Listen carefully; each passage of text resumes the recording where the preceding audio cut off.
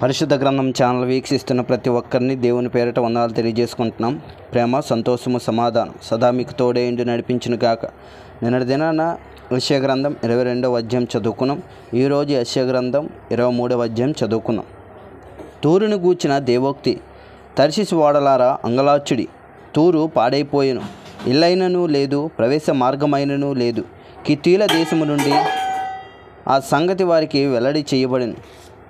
సముద్ర తీరవాసులారా అంగలార్చుడి, సముద్రము దాటుచుండు సీదోను వర్తకులు తమ సరుకులతో నిన్ను నింపిరి.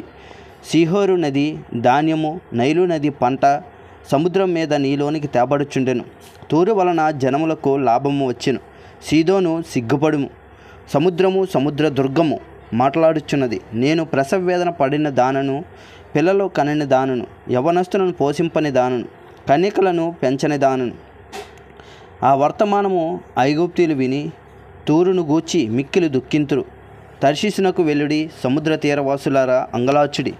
నీకు సంతోషము కలగజేసిన పట్టణం ఇదేనా? ప్రాచీన కాలము నుండిన పట్టణం ఇదేనా? పరదేశ నివాసము చేయుటకు దూర ప్రయాణము చేసినది ఇదేనా? దాని వర్తకులు రాజ సమానులు, దాని వ్యాపారులు భూనివాసులలో గనులు. కిరీటములు నిచ్చుచుండు తూరుకు ఇలాగ చెయ్యనెవడు ఉద్దేశించెను? సర్వ సౌందర్య గర్వతిశయమును అపవిత్రపరచుటకును, భూమి మీదనున్న సర్వగనులను అవమానపరచుటకును సైన్యములకు అధిపతియగు యెహోవా ఇలాగా నిర్దేశించెను. తర్షీషు కుమారి, నీ దేశమునకిక నడికట్టు లేకపోయెను. నైలు నది ప్రవహించినట్లు దాని మీద ప్రవహింపుము. ఆయన సముద్రం మీద తన చేయి చాపెను, రాజ్యములను కంపింపజేసెను.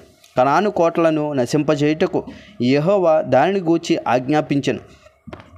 మరియు ఆయన సీదోను కన్యక చెరపట్టబడిన దానా, నీకెక్కను సంతోషముండదు. నీవు లేచి కిత్తీముకు దాటి పొమ్ము, అక్కడ నేనును నీకు నెమ్మది కలగదు. ఇదిగో కల్దీల దేశమును చూడుము, వారికను జనముగా ఉండరు. అసురీయులు దానిని అడవి మృగములకు నివాసముగా చేసి ఉన్నారు.